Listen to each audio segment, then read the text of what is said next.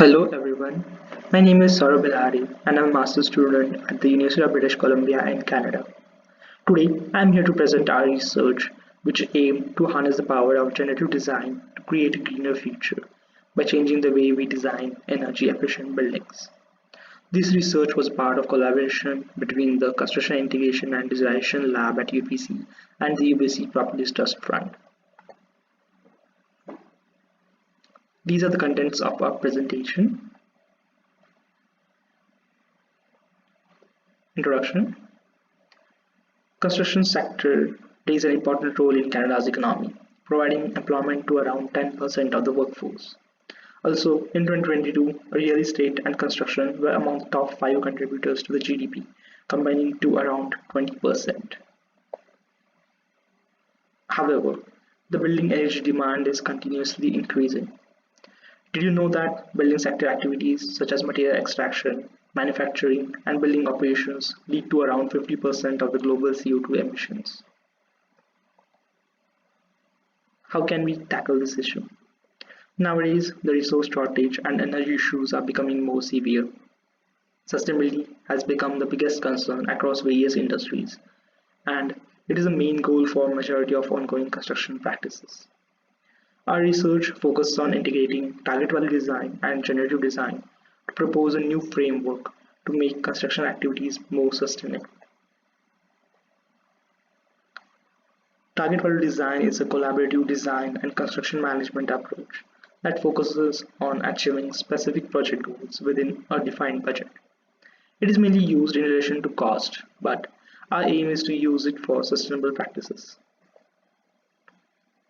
And generative design methods are employs techniques like evolutionary algorithm, genetic algorithms, or machine learning to explore the design space and identify the best solutions. This iterative process helps designers and engineers discover new and optimized solutions that may not have been apparent through traditional design methods. Through the literature review, we found that generative design and BIM integration has received more attention, both academically and practically, as it increases BIM's capabilities in early design phase. However, the current research largely focuses on investigating tools and applications.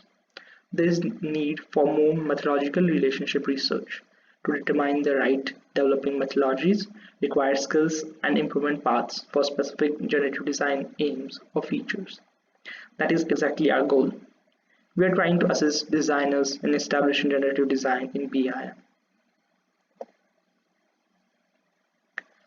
I would also like to mention that this study is an extension to our previous studies, which was presented in the Canadian Society of Civil Engineers annual conference in Moncton in May 2023. The current study mainly focuses on modifying the GD inputs to produce more optimized solutions. For this, we doubled the population size for the generative design analysis. Population size is basically the number of individual options used by the genetic algorithm. Each individual option has a unique set of features that serve as the genes to evolve the design. So, higher the population size, the more the design is optimized. Also, we choose to maximize the built-up area along with other target goals to increase the utilization of the building. The methodology for this project. This is the workflow we found to be effective in integrating BIM and GD for the target value design. To demonstrate this workflow, we performed a case study on an ongoing project of an institutional building in British Columbia.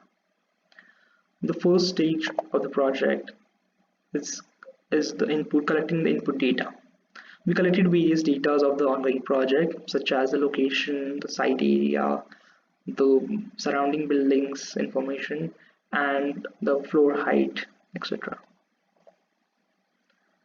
We use this data and GIS data to create a 3D model of the building using Autodesk InfraWorks software.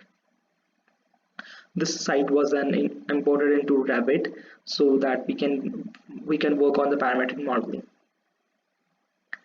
In parametric modeling, we created a parametric 3D model using Dynamo, which is a plugin for Revit. These are the most used tools in the industry, So we tried to use this in our research. For the parametric model, we considered the 10 faces of the building as the original building, but we gave a parametric coordinate to each of the edge of the walls. The next stage was defining the constraints and creating the algorithms. The constraints such as the passing restrictions, the floor-to-floor height, and the built-up area were defined, and then the rules were generated. So as you can see in the image, each coordinate was given x, y, and z coordinates, and it has a variable range so that it does not go outside the parcel of the building. Also, the floor height was constant, as same as the original building, but the number of floors were varied, so the total height of the building can be changed. Also, we added one parameter to change the orientation of the building. Plays a major factor in various energy analysis. The next stage was the analysis. We decided 4 target goals for the analysis. First was the annual energy consumption. Second, solar radiation energy incidence on the walls of the building per meter square. Third was the form factor of the building. And last was the renewable energy generation capacity of the building. To perform this analysis, we used various dynamo packages. As you can see in the images, we used various packages such as for solar energy analysis and the energy generation capacity to determine the energy consumption of the building. Next stage was to perform generative design analysis. For this, we use the Autodesk Generative Design platform. It is a cloud-based platform that is directly integrated with Dynamo. The model from Dynamo can be directly exported and it is processed in cloud to give us the desired options using generative design. After the generative design analysis, we got 12 design options which satisfy the base minimum criteria. Out of these options, we filtered all the options which satisfied our target goals. We found two options which satisfy all the target goals. The final selection was based on the client's requirement.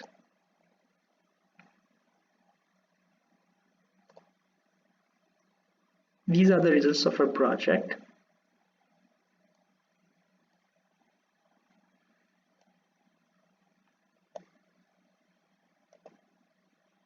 Conclusion: we have proposed a workflow which can identify various opportunities to reduce the environmental impact of the construction projects. We use simple parameters such as the shape of the building and orientation to generate various design options. By using combination of other parameters such as material selection, we can generate more effective results. But currently the integration between the generative design, BIM software and various design analysis solutions is very difficult. So our future work will be focused on automating the GD-BIM integration so that various design analysis solutions can be used. Finally, we would like to thank the UBC Properties Trust Fund for their support in this study. Thank you.